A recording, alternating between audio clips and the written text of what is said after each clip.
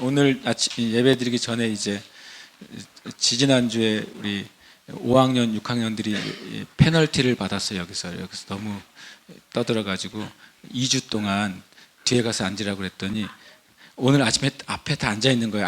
아무것도 아닌 것처럼 입을 싹 닫고. 그래서 약속한 거는 2주다. 너희들 페널티가.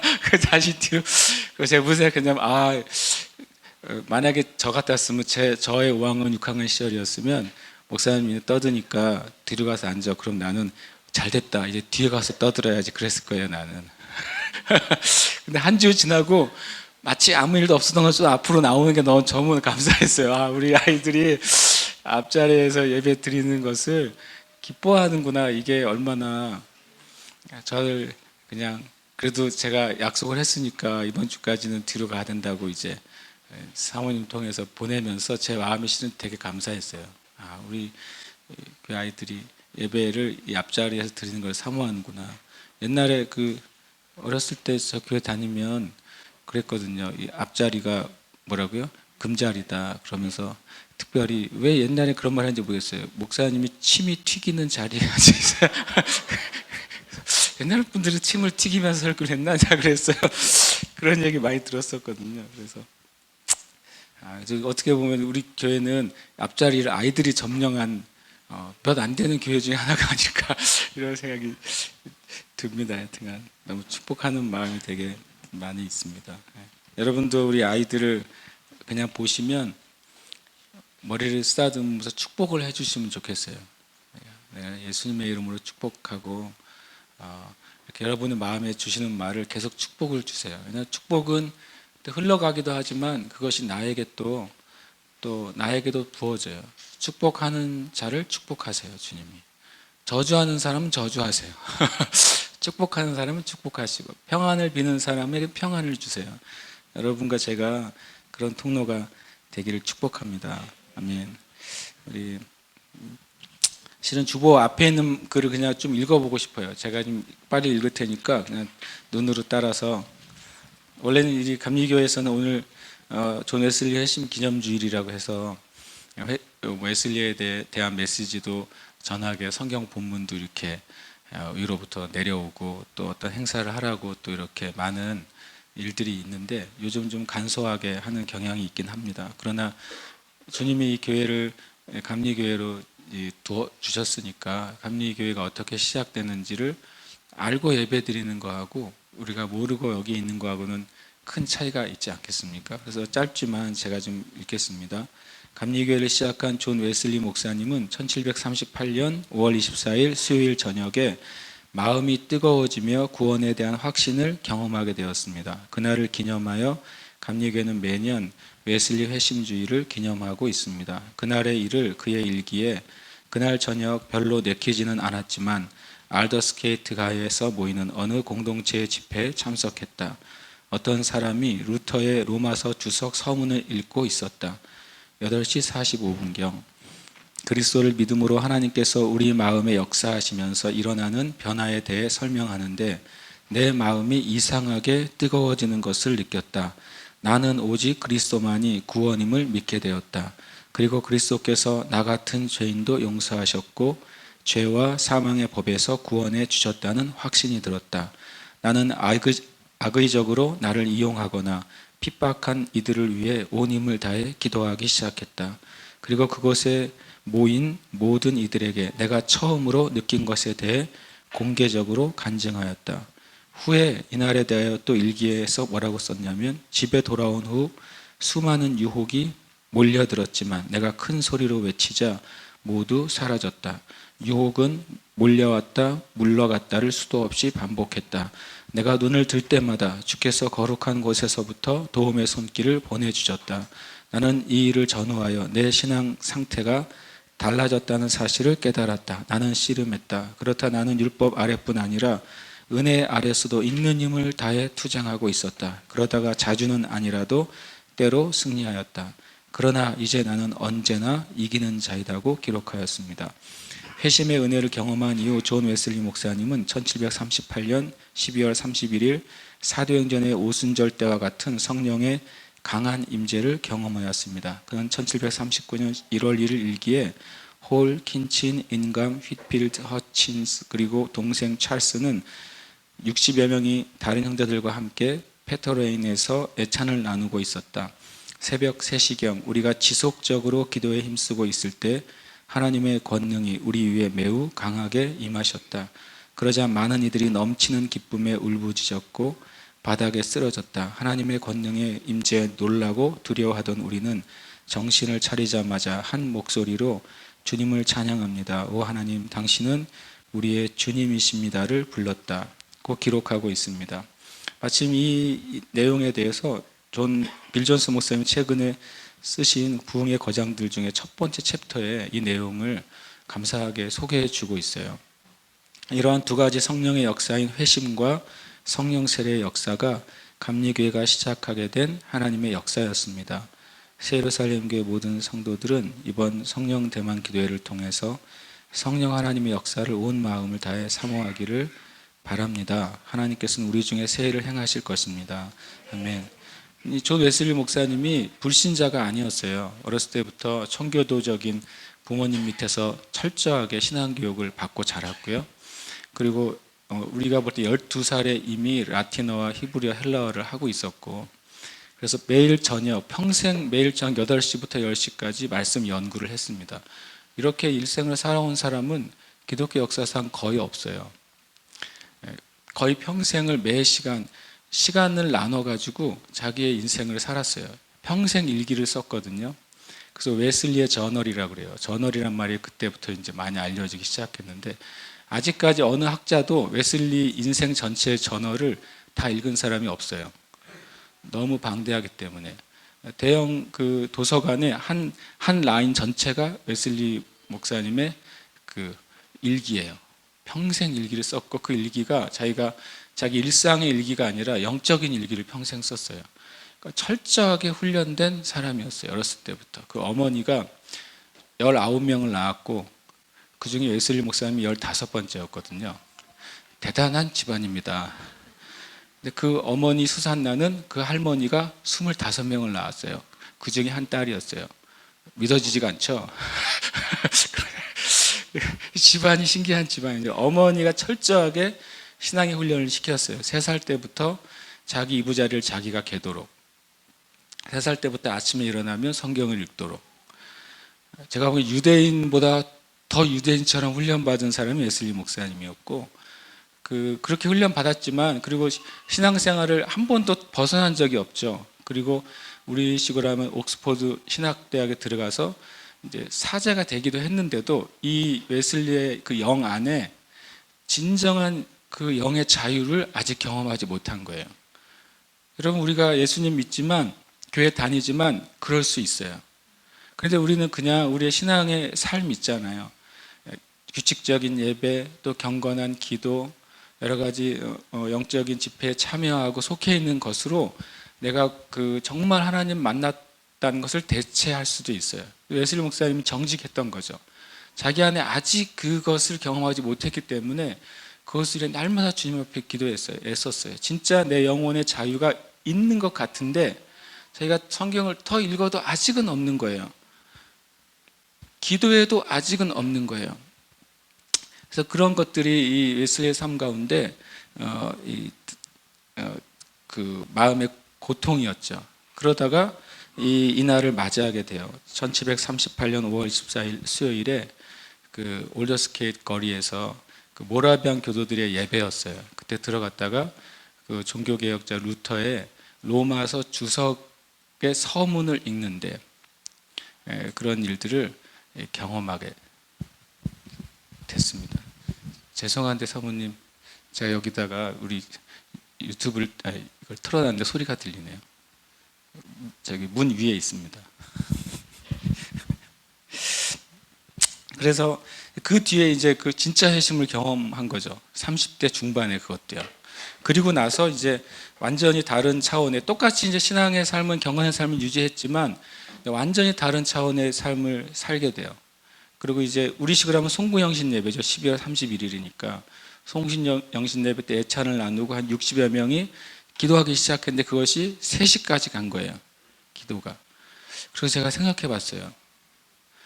성경에서 누가 저한테 기도는 얼마나 했냐고 물어보길래 예수님 기준으로 하면 너희가 1시도 나와 함께 깨워서 기도할 수 없어. 그러니까 1시간은 기도해야 된다. 내가 그랬거든요.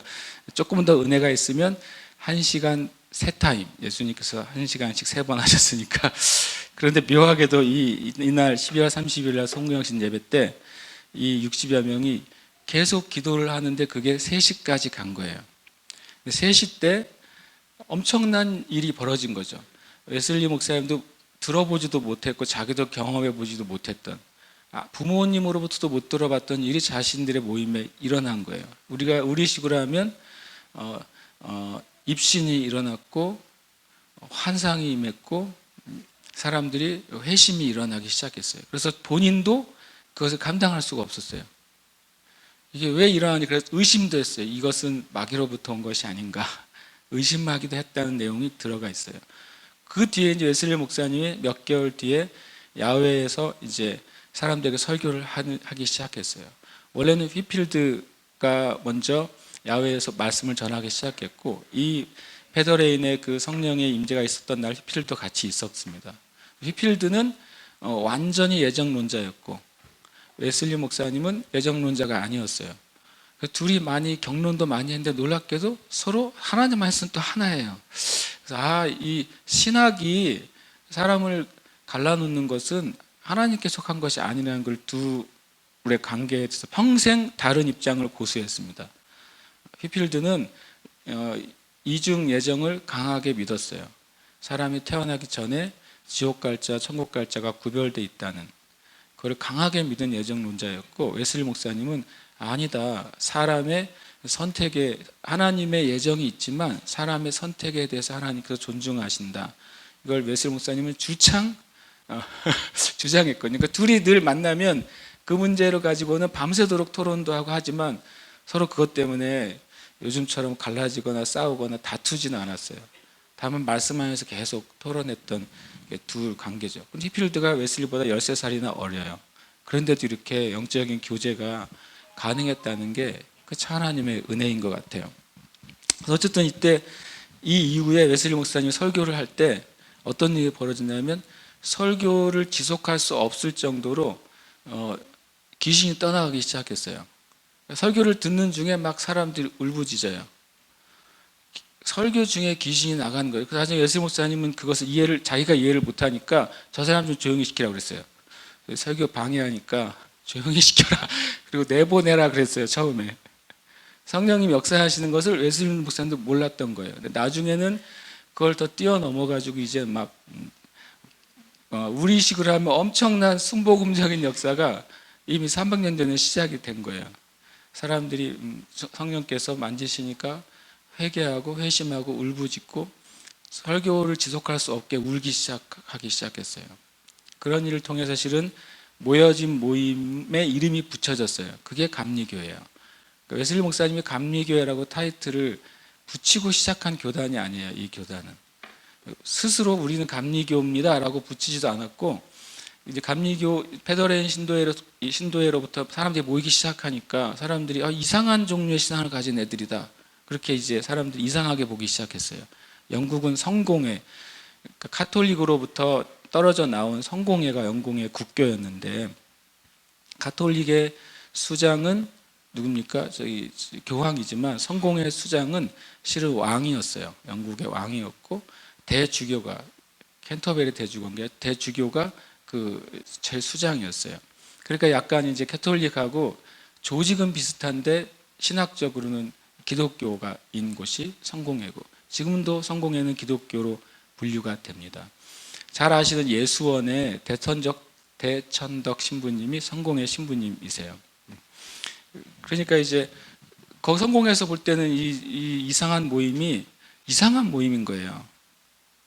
그래서 이제 이름을 붙이기를 왜 메소디스트라고 붙였냐면, 그게 이제 한국말로는 감리교회가 됐거든요. 그래서 감리교회의 지역의 그 대표를 감리사라고 그래요. 어떤 분이 무슨 건축 설계 감리사냐고 물어보더라고요. 그 감리사가 아니라 교회들을 이제 감독하고 교회들을 이렇게 돌아보는 임무를 맡은 분을 감리사라고 이름을 붙여졌어요. 그러니까 사람들이 이제 이 사람들 신앙생활을 보니까 너무 성경대로 사는 거예요. 너무가 붙은 거죠. 그래서 웨슬리 목사님은 얼마나 너무 규칙적으로 살았냐면 그 밭에서 일하는 사람들이 그 밥 먹는 시간을 웨슬리 목사님 지나가는 시간을 기준으로 삼았어요. 웨슬리 목사님이 저기쯤 오면 그때가 몇 시다, 저기쯤 가면 몇 시다라고 할 정도로. 근데 그 한 번도 안 어겨지는 거죠. 그 산책하는 시간이 1년 내내 같은 시간에 하는 거예요. 그 정도로 삶이 규칙적이었고 새벽부터 밤까지 규칙적이었어요. 그리고 그 같이 따르는 신자들도 이제 그 규칙적인 삶을 담기 시작하니까 메소디스트가 규칙쟁이라는 뜻이에요. 저기 우리 그리스도인이라는 뜻이 어디서 나왔어요? 예수쟁이라는 뜻이잖아요. 우리나라 말로 예수쟁이가 크리스찬이에요. 안디옥 교회에서 예수님을 자신의 그 신앙의 구세주와 주인으로 삼는 사람들 해서 비웃으면서 한 말이, 야, 죽은 사형수인 예수를 쟤네들은 믿고 따른데 쟤네들은 예수쟁이야. 이렇게 안디옥 교회에서 예수 믿는 사람들 비웃는 것이 우리의 이름이 되어버렸어요. 마찬가지로 이제 또 이 감리교회는 그렇게 저들이 말씀에 따라 그냥 되게 경건하고 규칙스럽게 사니까 저 사람들은 좀 신앙의 고집쟁이다, 이런 의미로 사람들이 이제 조롱하면서 쟤들은 메소디스트라고 붙여졌고, 묘하게 나중에 그게 이 교단의 이름이 되어버렸어요. 메소디스트 처치가 되어버렸죠. 굉장히 그 생겨진 근원이 독특합니다. 심지어는 웨슬리 목사님은 인생의 후반까지 자신을 성공의 사제라고, 성공의 목사로 자기 아이덴티티를 가지고 있었다가 나중에 이 메소디스트 감리교회가 너무 확장돼서 미국을 넘어갔어요. 미국 메소디스트가 생겼어요. 그러면서 이제 그 즈음에 웨슬리 목사님도 자신이 스스로 미국 감리교회 감독을 세우면서 어떻게 보면 성공회하고 이제 공식적인 결별이 된 거죠. 그래서 이번에가 이제 그 회심일 279주년이죠. 그러니까 루터의 종교개혁이 500주년이니까 그거에 보면 200년 뒤에 사람이 이제 웨슬리 목사님이라고 할 수가 있어요. 근데 두 기둥이 그거예요. 성령님을 알미암아 진짜 나의 죄가 사해졌고 오직 예수님만이 나의 구원자라는 사실을 깨닫게 되는 진짜 회심이요. 두 번째로는 성령님의 그 능력이 우리 안에 부어져서 내가 그리스도인으로서 능력 있는 삶을 살게 되는 성령님의 역사. 이 두 가지가 실은 감리교회에 주님 주신 두 개의 은혜고, 이것은 또 모든 교회에 주신 은혜고 또 사도행전에 주신 은혜잖아요. 그래서 이번 제가 이제 성령 강림 주일이 다음 주 교회들이 지키는 주일, 이제 그 다음 주가 6월 4일이요.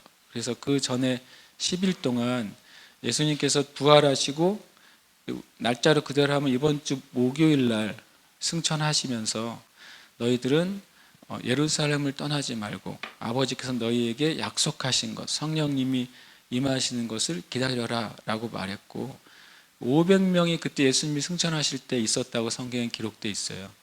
그런데 그 이야기를 500명이 들었죠.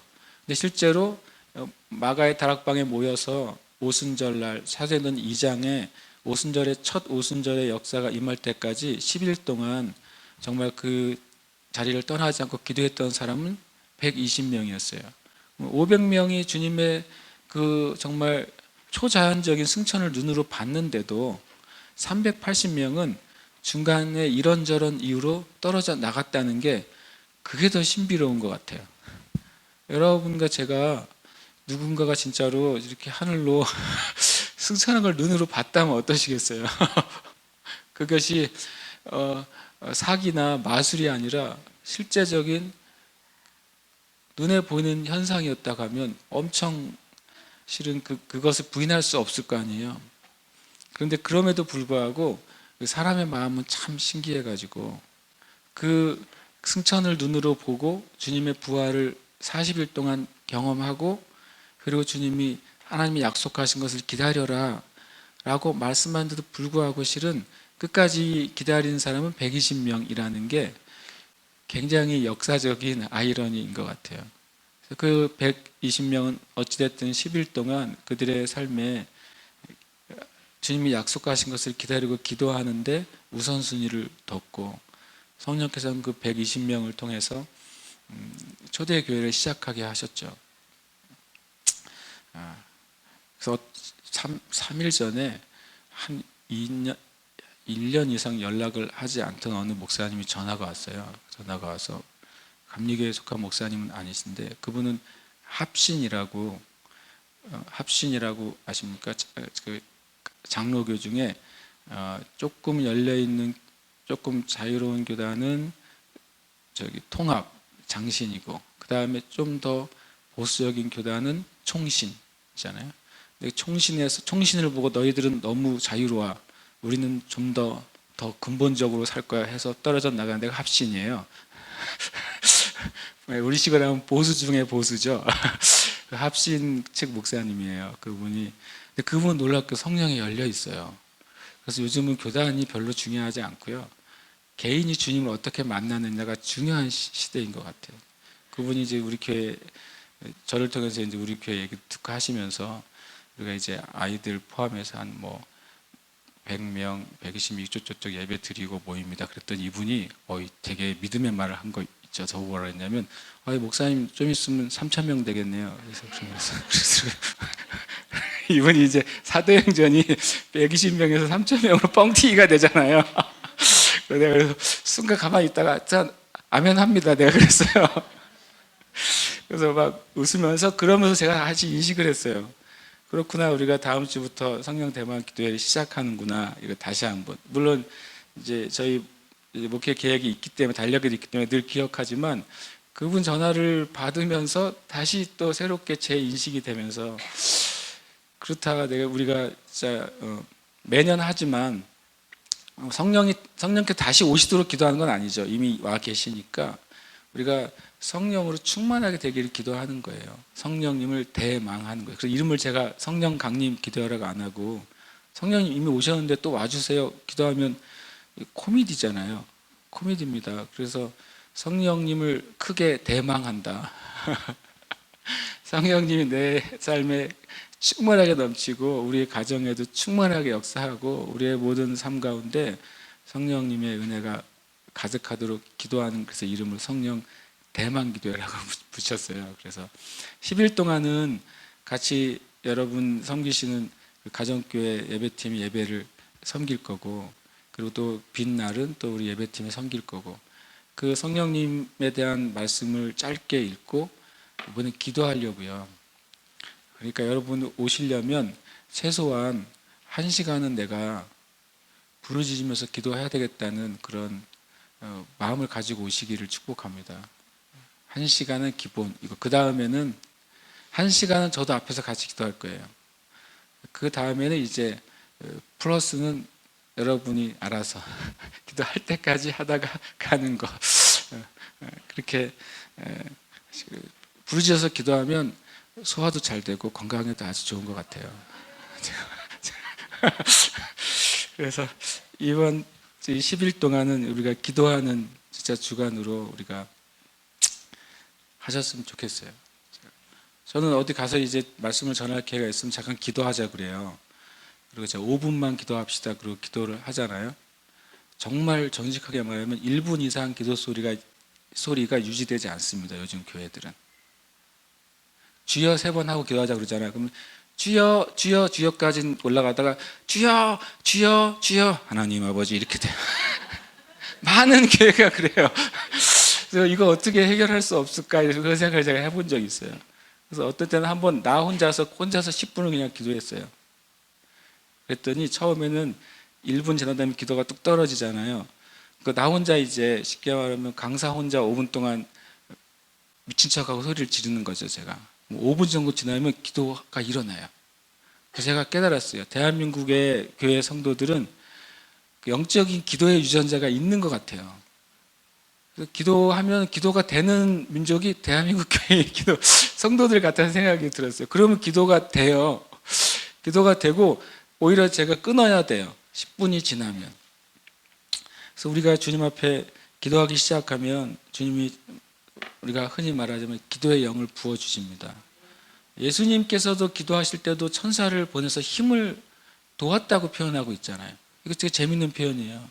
예수님인데 뭐 도움이 필요해 싶은데 예수님이 기도하실 때도 하나님께서 기도를 돕는, 기도에 지치지 않도록 천사를 보내셨다고 성경에 명확하게 기록이 되어 있단 말이죠.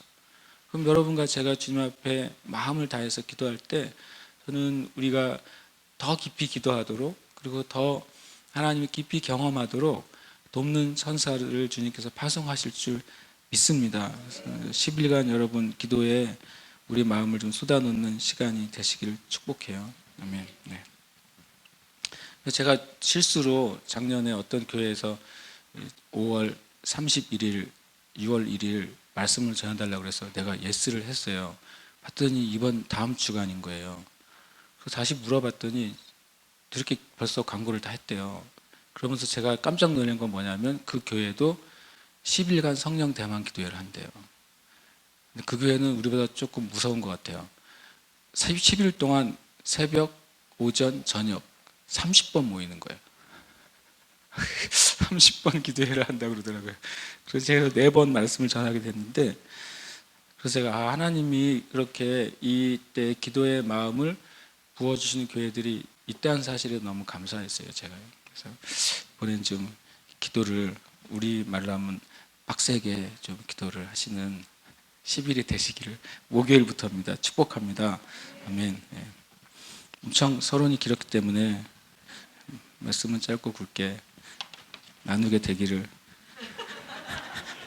기도합니다. 19절부터 31절까지입니다. 제가 한 절, 여러분이 한 절 교독하겠습니다. 한 부자가 있어 자색 옷과 고운 베옷을 입고 날마다 호화롭게 즐기더라. 혼재 투성이로 그의 대문 앞에 버려진 그 부자의 상에서 떨어지는 것으로 배불리려 하며 심지어 개들이 와서 그 헌대를 핥더라.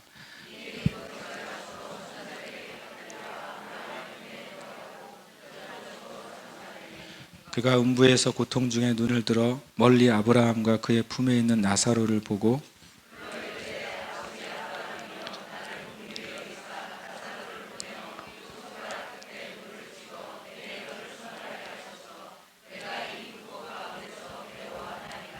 아브라함이 이르되 예 너는 살았을 때 좋은 것을 받았고 나사로는 고난을 받았으니 이것을 기억하라. 이제 그는 여기서 위로를 받고 너는 괴로움을 받느니라.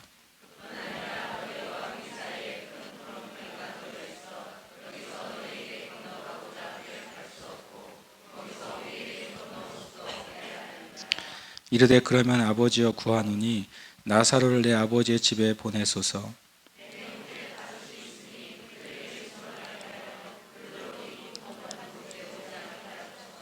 아브라함이 이르되 그들에게 모세와 선지자들이 있으니 그들에게 들을지니라.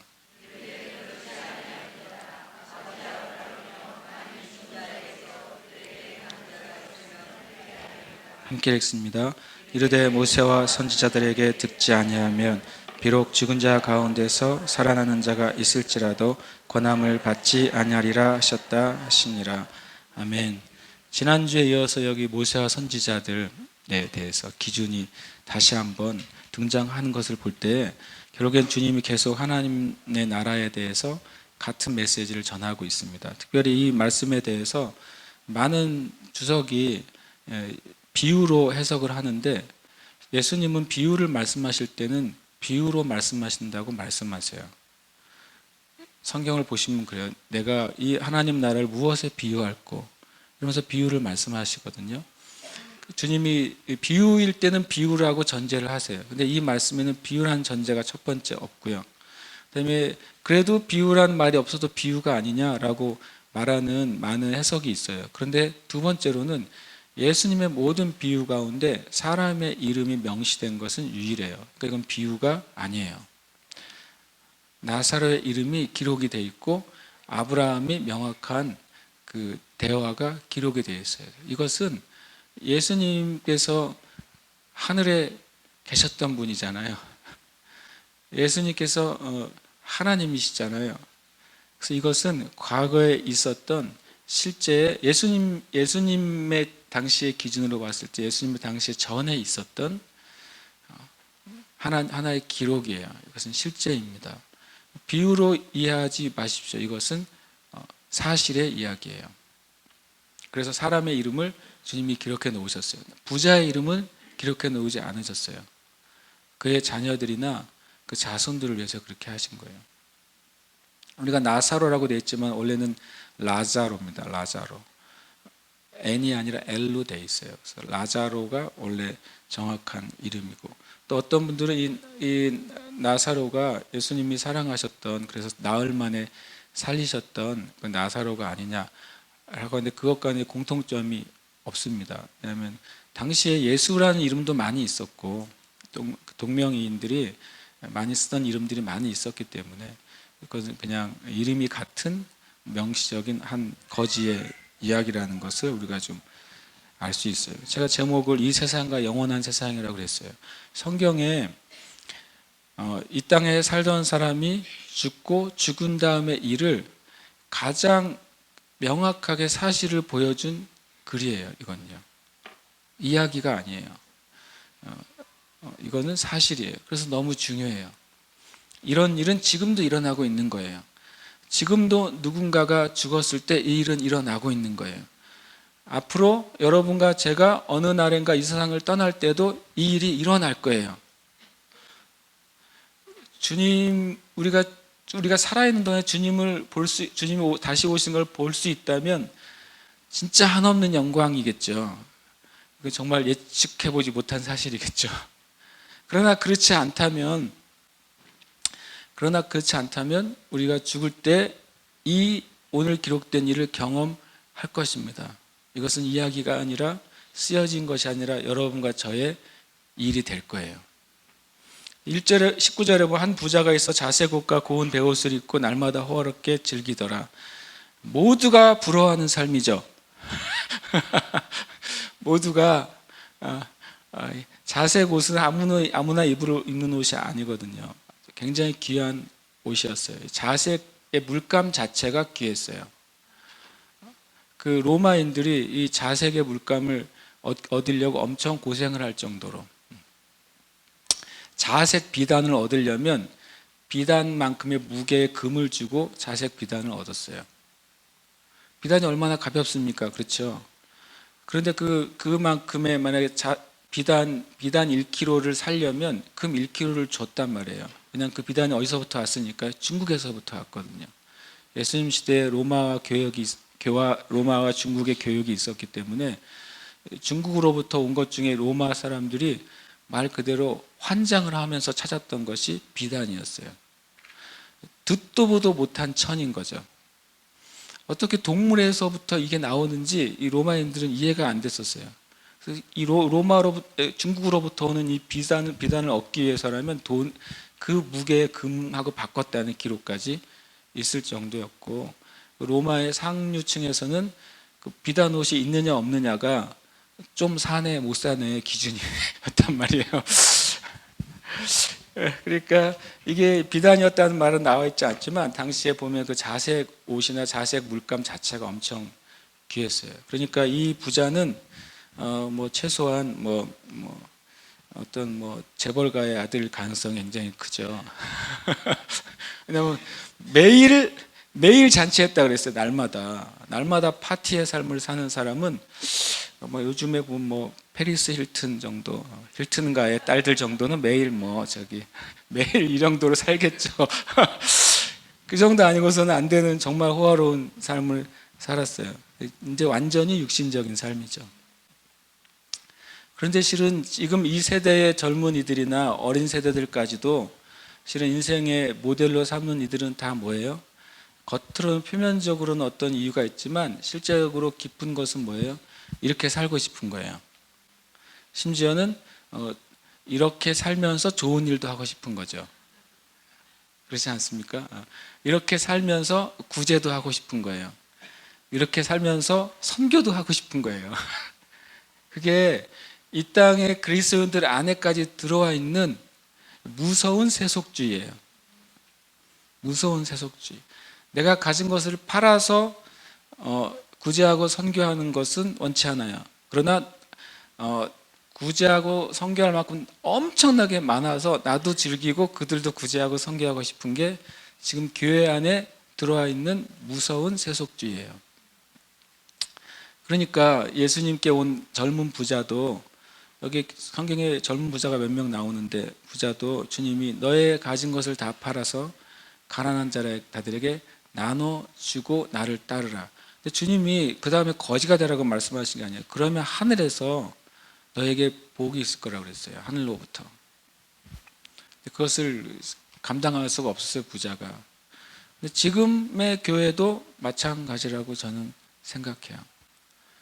지금의 우리도 주님께서 그런 종류의 요구를 이 땅의 교회에게 하신다면 교회가 주님 앞에 어떻게 반응할 수 있을까? 잠옷 궁금해요. 우리가 주님 앞에 무엇을 포기할 수 있거나 무엇을 주님의 것으로 취할 수 있는가? 이것은 굉장히 큰 숙제인 것 같아요. 어쨌든 이 사람의 모든 사람이 부러워하지만 완전히 육신적인 삶을 살고 있어요. 그런데 20절에 보면 그런데 나사로라 이름만 하는 거지가 헌대투성이로 그의 대문 앞에 버려졌다. 이 말은 스스로의 의지가 아니라 누군가에 의해서 그 자리에 놓여진 거예요.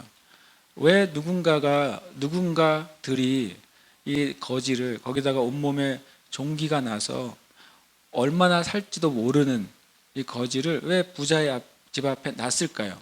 왜 그랬을까요? 그 동기가 뭐예요?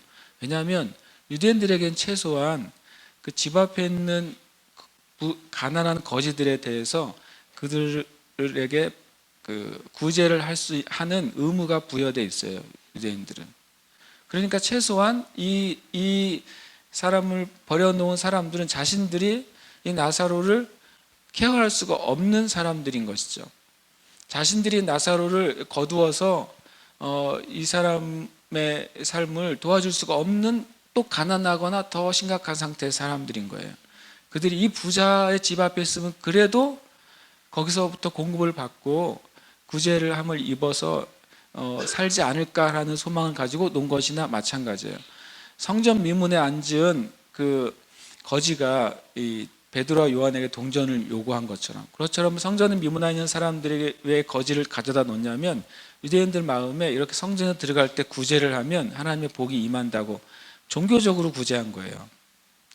최소한 사람들이 이 부자에게 종교적인 구제라도 받게 하기 위해서 갖다 놓은 거예요.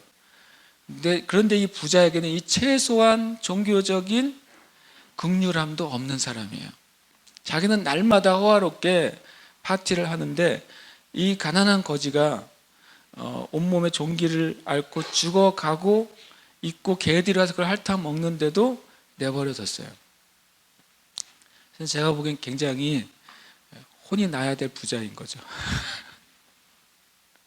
혼이 나야 될 부자예요. 왜냐하면 유대인들로서도 그것은 잘못된 사람이에요.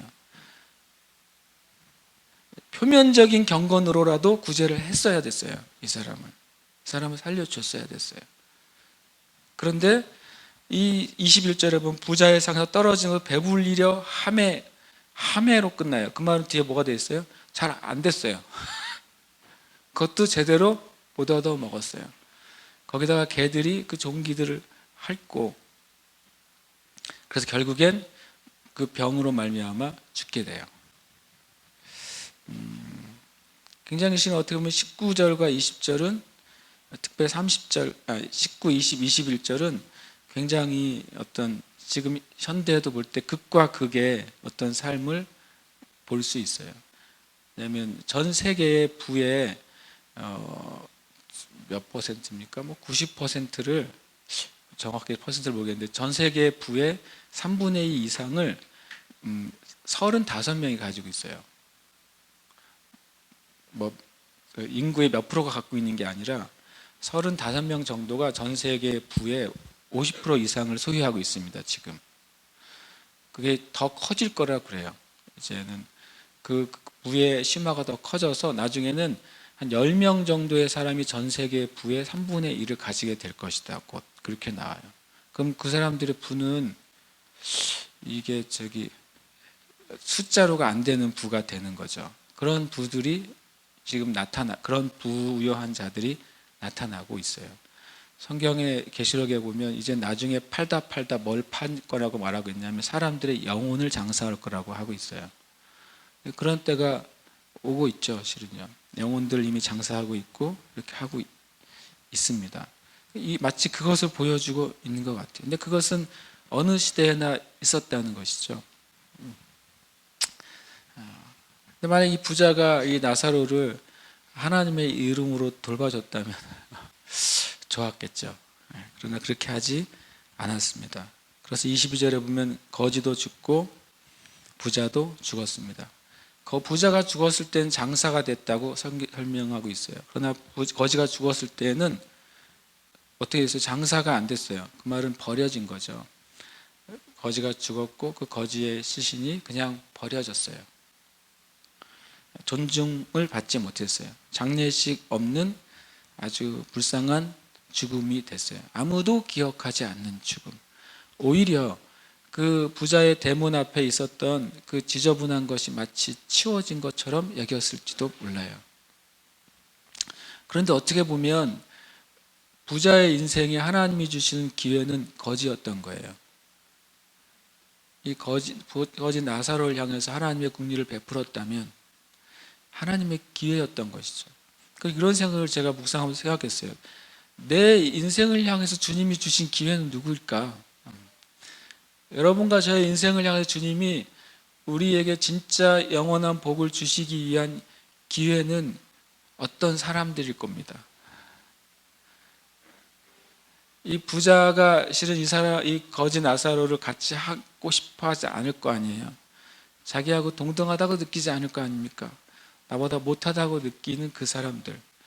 어쩌면 우리의 삶 가운데 우리 주변에 꼭 거지 나사로는 아닐지라도 하나님이 큰 차원에서 내 영혼의 구원과 내 영원한 복을 위해서 주시는 기회들로 주시는 사람이 있을지 모르겠어요. 그건 개인적으로도 있고 저는 국가적으로도 있다고 생각해요. 이 대한민국의 남한에 주신 은혜의 기회는 북한에 죽어가는 백성인 거죠. 남한에 있는 백성들이 북한에 있는 백성들을 불쌍히 여겼을 때 하나님은 이 남한에 복을 주시는 기회로 삼으실 거예요. 남한에 있는 교회들이 북한에 죽어가는 북한의 백성들 위해 기도하는 것은 하나님이 어쩌면 남한의 교회들에게 주신 은혜의 기회예요. 남한의 교회들이 세속화되고 남한의 교회들이 이 땅에 악한 물결을 받아들이고 또 남한의 교회들이 예수님 없이도 구원받을 수 있다는 가능성을 받아들이기 시작하고 그럴 때 이 남한에 주실 수 있는 은혜의 기회가 뭘까 제가 생각해 봤어요. 그래서 북한을 위해 기도하는 것이다 남한의 교회가. 그리고 북한에 죽어가는 백성들을 위해 무엇인가 남한의 교회가 할 수 있다면 주님이 그 길을 주신다면 하는 것이 남한의 교회들에게 주시는 기회 중에 하나라고 저는 느껴요. 마찬가지로 이 부자에게는 이 거짓 나사로가 기회였는데 기회를 차버렸어요. 그리고 자신도 죽습니다. 천사들에게 받들려 아브라함의 품에 들어가고 부자도 죽어 장사되었습니다. 아브라함의 품이라고 말할 때 오해가 한 가지 있어요. 그러면 이 아브라함 죽으면 아브라함의 어떤 위치가 죽은 사람들을 이렇게 맞이하는 위치인가? 그래서 어디서는 또 저기 천국문에 가면 베드로가 기다리고 있다고 하는데 베드로도 아닌가? 예수님도 아니라 아브라함인가? 이게 뭐냐? 아브라함의 품이라는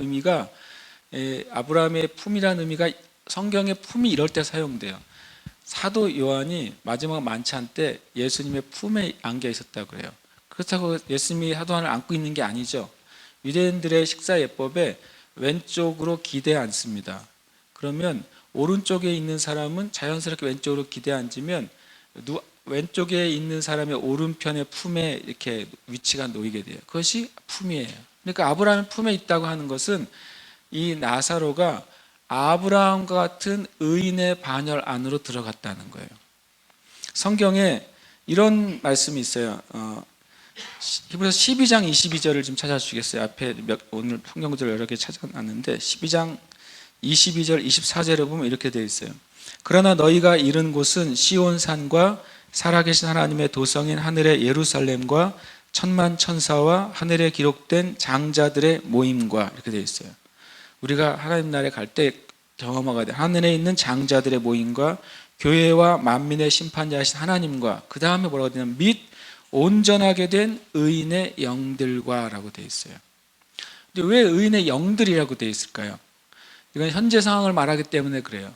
지금 예수 믿고 죽은 분들은 어디가 있어요? 하나님 나라에 가 있습니다. 근데 어떤 상태예요? 영의 상태로 가 있어요.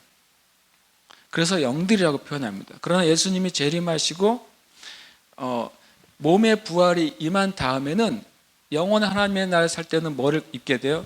그 의인의 영들도 몸을 그때 입게 돼요. 백보자 심판 이후에. 그렇게 이해하시면 성경이 혼란이 좀 사라져요. 여기서는 의인들의 영들이라고 말하죠. 죽은 자들이 지금 예수 믿는 사람이 지금 죽으면 영의 상태로 하나님의 나라에 있습니다. 그러나 재림 이후에, 주님의 재림 이후에 다시 고린도전서 15장에 있는 말씀처럼 육의 몸이 있은즉 또한 영의 몸도 있느니라 라고 말씀하셔서 우리가 예수님처럼 새로운 몸, 썩을 것으로 심고 썩지 않을 것을 다시 받는다고 말했어요.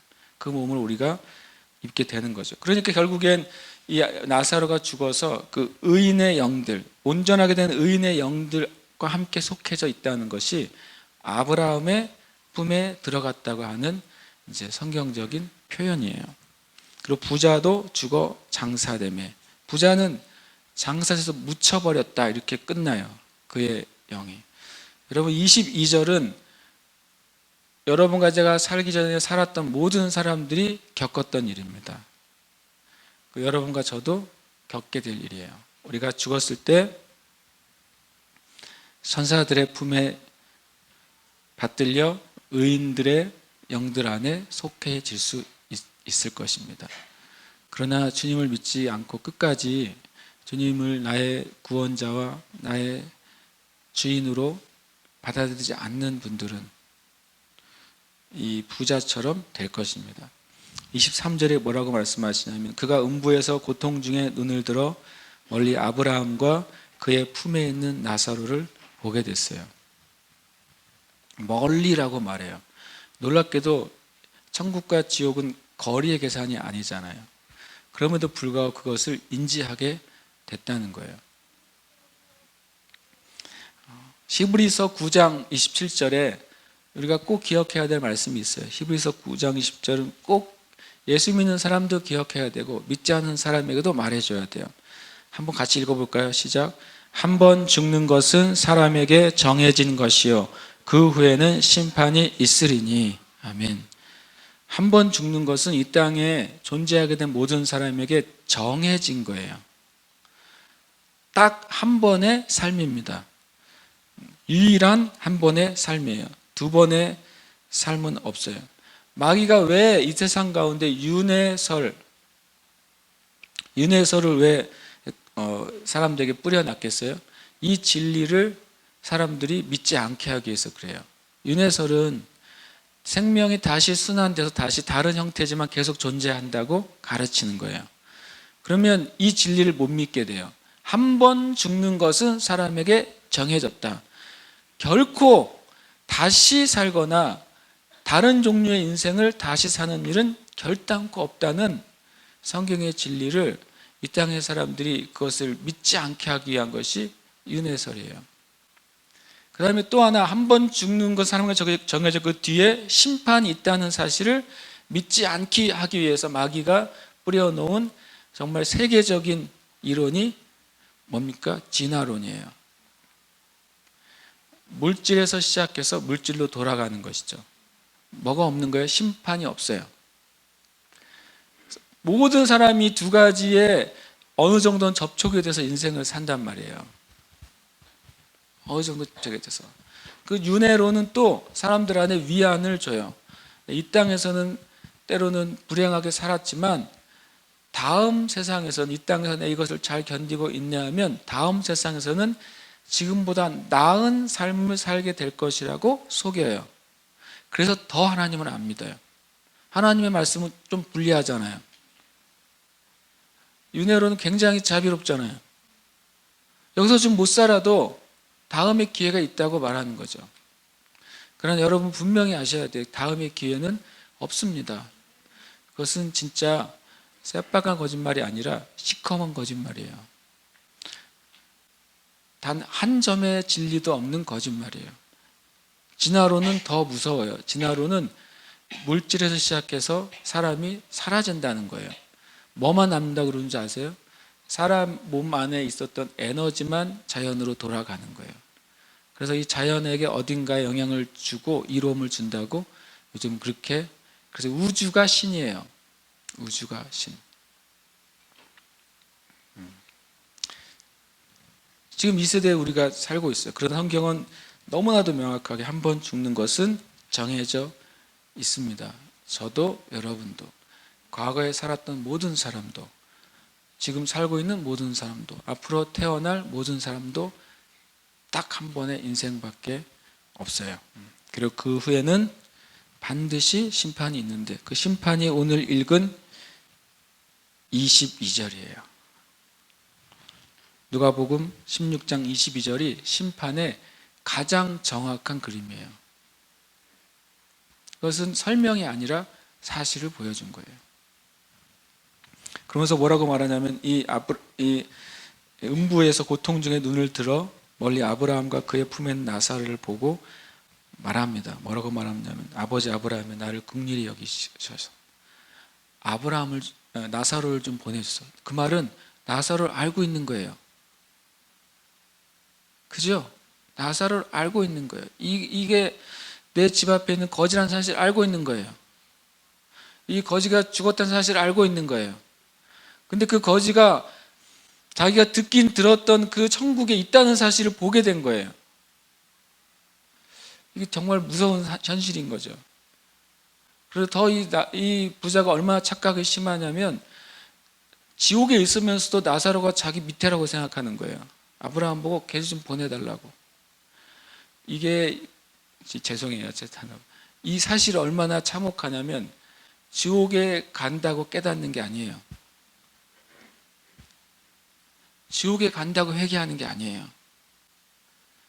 아직 몰라요. 아직도 자신이 왜 지옥에 왔는지 몰라요. 대화를 가만히 보세요. 인식이 없어요. 어떤 사람은 그렇게 생각해요. 아, 지옥에 가서 진짜 회개하면 주님께서 다시 구해주지 않을까. 이런 이단이 기독교에 있었습니다. 그것을 만인 구원론이라고 그래요. 하나님이 모든 사람이 진리를 알고 구원에 이르기를 원하신다는 말은 만민 구원론이에요. 뭐냐면 하나님 모든 사람이 구원받기를 원하신 하나님의 마음이 있다. 그것은 만민 구원론이에요. 근데 만인 구원론이 있어요. 하나님이 결국에는 모든 사람을 다 구원하실 것이다. 왜냐하면 지옥에 가면 회개하지 않을 사람이 있겠느냐, 그거예요. 지옥에서 그 경험을 하면 진짜 회개하지 않겠느냐, 그거예요. 천만의 말씀입니다. 지옥에 가도 회개하지 않습니다.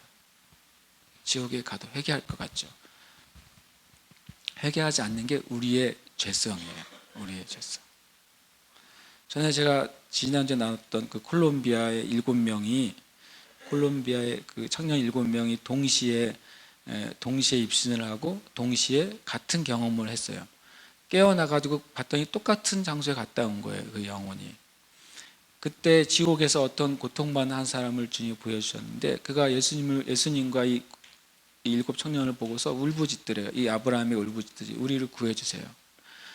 나에게 한 번만 더 인생을 주시면 내가 잘 살겠습니다.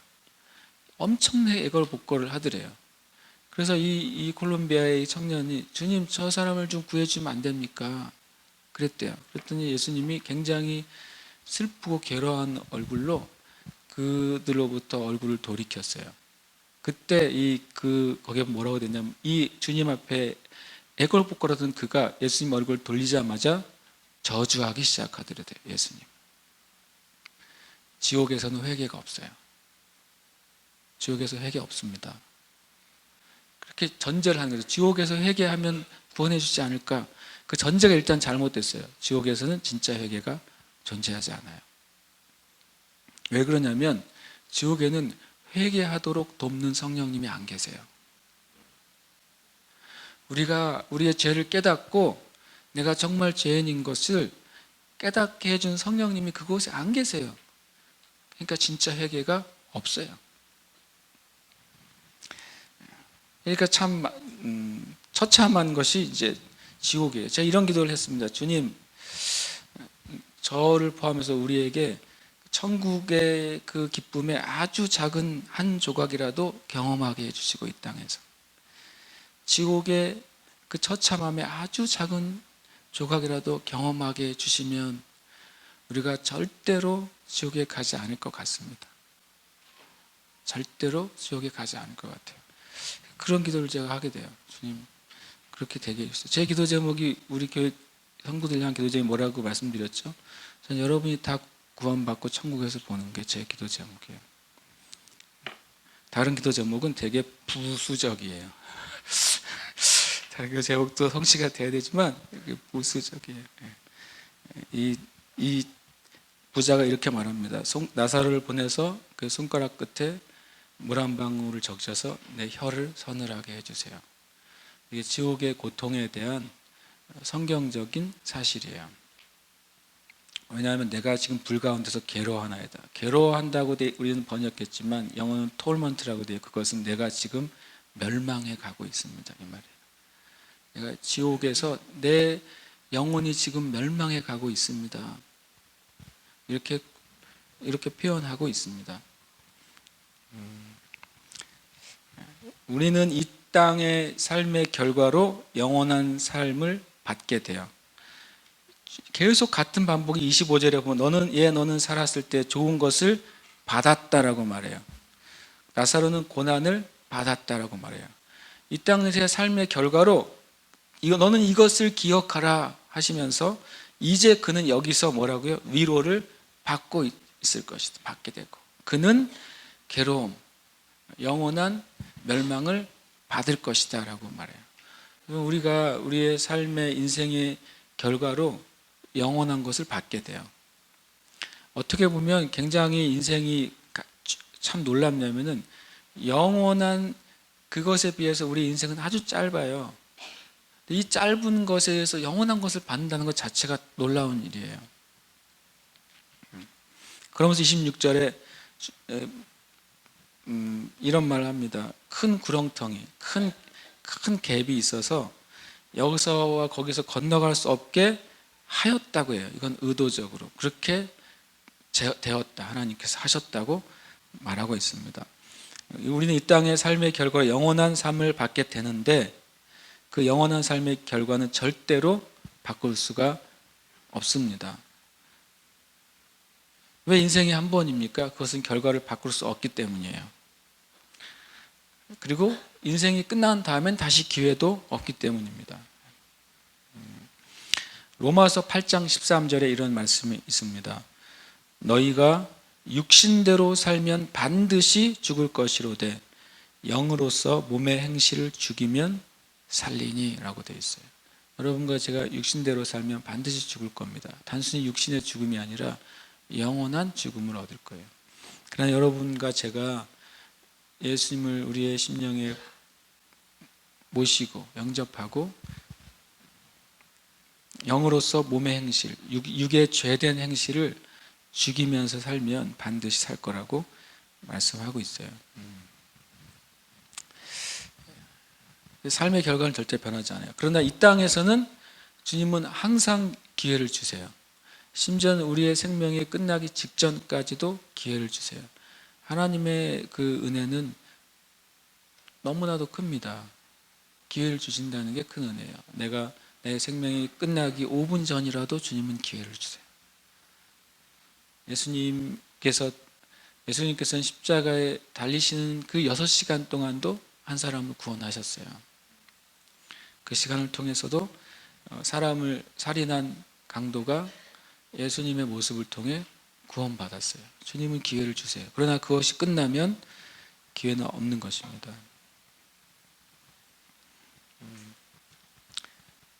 27절에 보면 그러면 이르되 아버지여 구하노니 나사로를 내 집에 보내서 참 재미있는 요구예요.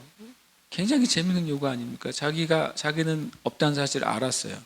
그런데 내 집에 보내서 내 형제가 5이 더 있다. 어떻게 살고 있어요? 식구절처럼 살고 있어요. 이 형제 5이. 좋은 옷을 입고 날마다 파티하면서 살아가고 있는 형제 5이 있는 거예요. 그 집안 자체가 온 세상에서 원하는 집안이네요. 이제 개인뿐만 아니라 집안도 원하는 집안이에요. 그런데 깨달았어요. 이건 깨달음은 알게 된 것이지 믿게 된 것이 아니에요. 그들이 증언하게 하여 나사로를 다시 보내서 이 고통받는 곳에 오지 않게 해달라고 구합니다. 우리가 분명히 알아야 될 것은요, 인간적인 사랑으로는 하나님 나라에 갈 수가 없어요. 인간적인 사랑으로는 우리가 사랑하는 사람들을 구원할 수가 없어요. 자기도 멸망에 가면서 최소한 자기의 형제들이 구원받기를 원했어요. 놀랍게도 자기가 있는 곳에 오지 않았으면 좋겠다고 바랬어요. 그래서 나사로를 다시 살려주셔서 그가 가서 말하면 그들이 회개하지 않을까요? 라고 말했어요. 근데 주님이 아브라함을 통해 뭐라고 말씀하십니까? 이건 사실을 말해요. 그들에게는 모세와 선지자들이 있다. 모세와 선지자들이 왜 있어요? 구원받는 길을 전해준다는 거예요. 어떻게 하면 구원받는지 말씀에 기록되어 있다는 거예요. 말씀을 믿지 않으면 구원받을 길은 없다고 주님 아브라함을 통해 말씀하시는 거예요. 오직 말씀 안에 있는 구원받는 길을 통하지 않고서는 그들이 회개하지 못할 것이다.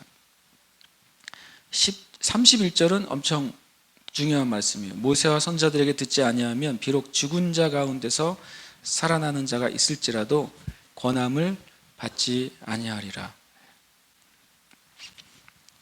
여러분과 제가 저희 친척들 가운데도 아직 교회를 안 다니는 분들이 많이 있습니다.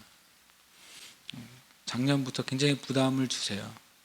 그분들하고 저는 연락도 잘 안 됩니다. 실은 연락처도 몰라요. 심지어는. 그런데도 제가 그분들의 얼굴을 기억하거든요. 제가 너무 미련하죠. 작년부터 그 부담을 주기 시작하셔서 기도하게 돼요. 우리가 우리의 올해 관계되는 사람들을, 가족을 진심으로 사랑한다면 복음을 먼저 전해야 돼요. 사실을 알려줘야 돼요. 사실이요. 우리 인생은 한 번뿐이라는 것, 그리고 그 뒤에 심판이 있다는 사실. 예수님을 영접하기 전에는 구원의 길과 기회가 없다는 사실. 그리고 우리는 믿음으로 기도해야 돼요. 여러분과 제가 믿음으로 기도해야 돼요.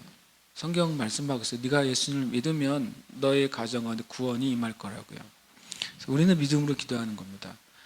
우리가 감정으로 기도하면 안 돼요. 왜냐하면 이 부자도 감정이 있는 거예요. 자기 형제들에 대한 감정과 아픈 마음과 안타까움이 있는 거예요. 그것으로는 구원이 없어요. 우리는 진리와 믿음 안에서 기도해야 돼요. 그리고 그것이 그들을 구원할 은혜를 주실 것입니다. 구원의 기회는 우리가 살아있을 때밖에 없어요. 구원의 기회는 하나님의 말씀이 진리에 복종할 때만 있는 것입니다. 그 진리는 예수님이 우리 죄를 해결하셨다는 것, 예수님이 나의 구원자와 나의 인생의 주인이 되실 때 우리가 영생 얻는다는 사실, 그리고 영생 얻는 백성이 하나님의 뜻을 따라 살아야 된다는 사실이 진리예요. 30절 31절을 많이 묵상하는데 주님이 이런 마음을 주셨어요. 회개는 기적을 통해 오는 것이 아니다. 또 주님 이런 말씀을 주셨어요. 진정한 대각성은 기적을 통해 오는 것이 아니다. 회개나 대각성은 사람들이 말씀을 깨달을 때에 오는 것이다. 기적을 통해 부흥은 오지만 사람들이 회개하고 영원히 구원받는 대각성은 오지 않는다. 왜냐하면 많은 기적을 통해 많은 교회가 성장했어요. 그것이 구원은 아닐 때도 있어요. 진리의 말씀을 통해서 진정한 회개와 진정한 대각성이 온다. 예수님이 가장 많은 기적을 행하신 벳세다와 가버나움을 향해 주님이 뭐라고 말씀하셨습니까? 지옥의 저주를 선포하셨어요. 가장 많은 기적을 행하셨는데 그곳이 예수님께는 저주를 받는 장소가 됐어요. 제주가 부흥하는 길도요, 기적이 필요해요. 그런데 제주가 부흥하는 길은 기적이 아니라 말씀을 통해 올 것입니다. 왜냐하면 그 말씀이 전파되는 곳에 기적을 주시는 거예요. 그게 순서예요. 마가복음 16장 20절에 명확한 순서를 얘기해 주세요. 마가복음 16장 20절, 이 말씀 읽고 같이 기도하길 원합니다. 마가복음 16장 20절에 보면 제자들이 나가 두루, 원래는 말씀을 전파할세 주께서 함께 역사하사 그 따르는 표적으로, 기적으로 그 말씀을 확실히 증언하시니라. 초대교회 역사는 기적의 연속이었어요. 근데 그 기적은 말씀을 전하는 것에 따라오는 것이었어요. 여러분, 우리가 말씀을 전하기 시작할 때 주님 지금도 기적을 주실 거예요. 말씀을 전해야 돼요. 우리가 말씀을 주장해야 돼요. 말씀을 읽고 말씀에 있는 것을 내가 받아들여야 돼요. 제가 요즘 우리나라나 또 전 세계 이런 뉴스들을 볼 때 마음이 되게 어떤 면에서는 좀 두려움이 임했었어요. 그 두려움이 이거였어요. 내가 어느 정도까지 준비해야 됩니까, 주님? 이거였어요. 어디까지 각오를 하면서 내가 준비를 할까요, 주님? 두 번째로는 우리 가족이나 우리 형제자매들에게 어디까지 내가 얘기하면서 준비를 시켜야 될까요? 이런 많은 성도들이 지금 생각한 것보다 더 빨리 오고 있는 것 같아요. 우리가 성경에서 보는 그 영광의 때가 가까운 것 같아요. 주님이 저한테 재밌는 또 질문을 하셔서 저는 이제 미루하니까 질문을 하시는 것 같아요. 이렇게 질문하셨어요. 역사가 왜 반복되느냐 그러셨어요. 이거는 제가 한 말에는 모든 역사가들이 말하죠. 역사는 계속 반복된다 그래요.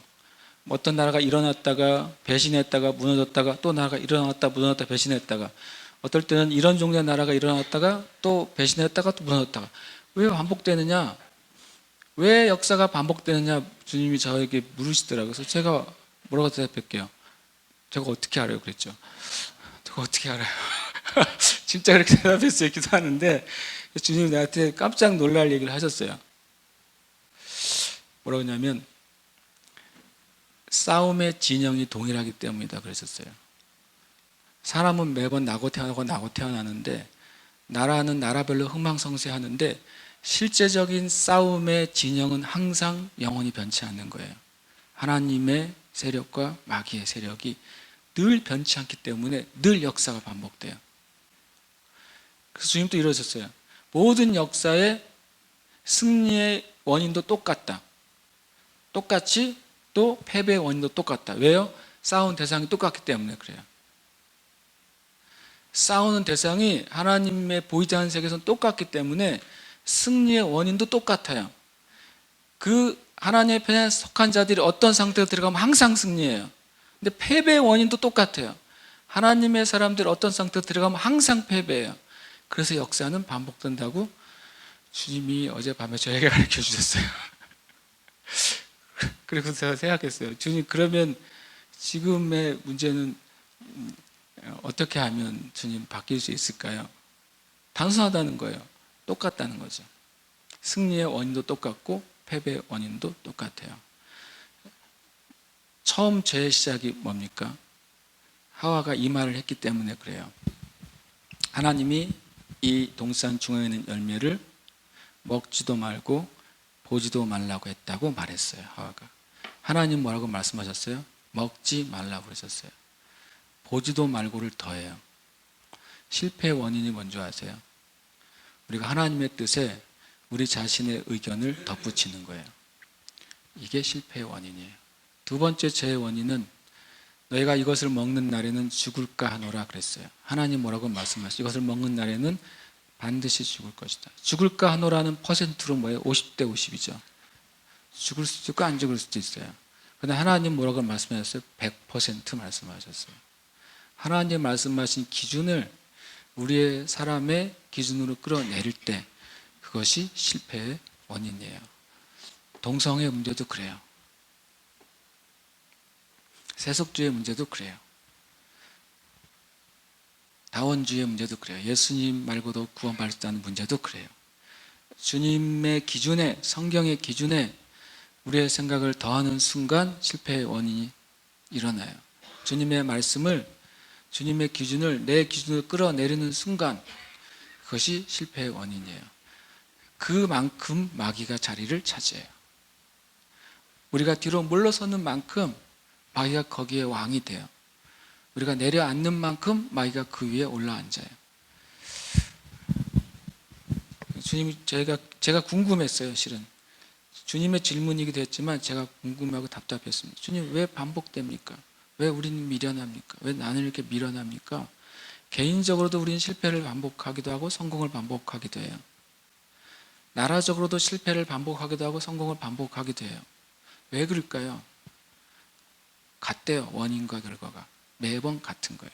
보이는 모양만 다른 것이고, 그 당시에 사는 사람만 다른 것이고, 사람들이 사는 나라 민족과 이름만 다른 거예요. 그 뿌리가 같기 때문에 매번 반복되는 것입니다. 네, 기도하겠습니다. 우리가 기도할 때 하나님, 우리가 사실 위에 서게 해달라고 기도하고 싶습니다. 주님, 성경의 진리와 사실 위에 서게 해주세요. 우리의 감정이나 우리의 의견이나 우리의 경험에 위에 서지 않게 해주시고, 성경에서 말씀하시는 그냥 사실 위에 내 믿음이나 내 생각이나 내 언어 생활이나 나의 삶이 그 사실 위에 서서 내가 생각하고 말하고 행동하게 해주세요. 우리가 주님 앞에 더 단순해지게 해주시고, 주님 앞에 더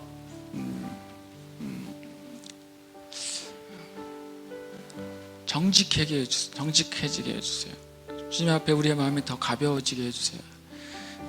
주님 앞에 우리가 이 말씀을 가지고 함께 기도하겠습니다. 하나님 아버지,